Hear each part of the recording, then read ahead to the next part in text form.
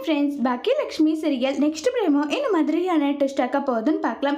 இனியா ஈஸ்வரி கிட்ட சொல்லிட்டு இருக்காங்க, அம்மா ஏன் இப்படி நடந்துக்கிறாங்கன்னு தெரியல பாட்டி. அம்மாவை பண்ணும் போதெல்லாம் பார்க்கும்போது மனசுக்கு ரொம்பவே கோவமா வருது. அப்பா எப்படிப்பட்ட சூழ்நிலையில் இருக்காரு, அப்பா கிட்ட வந்து பேசலான்னு கூட அம்மா நினைக்கலாம் இல்லைன்னு சொல்லிட்டு இருக்காங்க. உடனே ஈஸ்வரி, உன்னுடைய அம்மாவுக்கு இப்போ அவளை பொறுத்த வரைக்கும் எது இம்பார்ட்டன்ட் தெரியுமா?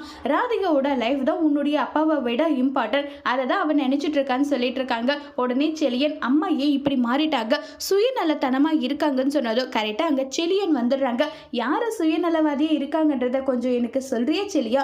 இங்க பார், இப்படி எல்லாம் பேச உனக்கு அருவெருப்பா இல்லையா, வெக்கமா இல்லையா? எப்படிடா அம்மாவை வாய் கூசாம இப்படி பேச சொல்ற? அப்பாவுக்கு உடம்பு முடியலதான், நான் ஒத்துக்கிறேன். அதுக்காக உங்க இஷ்டத்துக்கு என்னன்னாலும் பேசணுன்றது அவசியம் கிடையாது. இப்ப அம்மாவோட லைஃப்ல அப்பா யாரோ முன்னாள் கணவன், அது மட்டும்தான். வேற ஏதாவது அவங்களுக்குள்ள பாண்டிங் இருக்கா, இல்ல அண்டர்ஸ்டாண்டிங் இருக்கா? அப்படி இல்லாத போது அம்மா எதுக்காக கேர் பண்ணணும், பார்த்துக்கணும், இதுல ஏதாவது அவசியம் இருக்கா? இப்ப கோபியோட வைஃப் யாரு, ராதிகா, அவங்க பார்த்துக்கணும்னு சொல்லிட்டு சொல்றா கூட அதுல ஒரு அர்த்தம் இருக்கு. அம்மா ஏன் பார்த்துக்கணும்னு சொல்லி கேட்குறாங்க. உடனே ஈஸ்வரி, இதெல்லாம் உனக்கு சொன்னா புரியாது, நீங்க என்ன நினைச்சிட்டு இப்படி பண்ணிட்டு இருக்கீங்கன்றது எல்லாம் எனக்கு தெரியுது பாட்டி.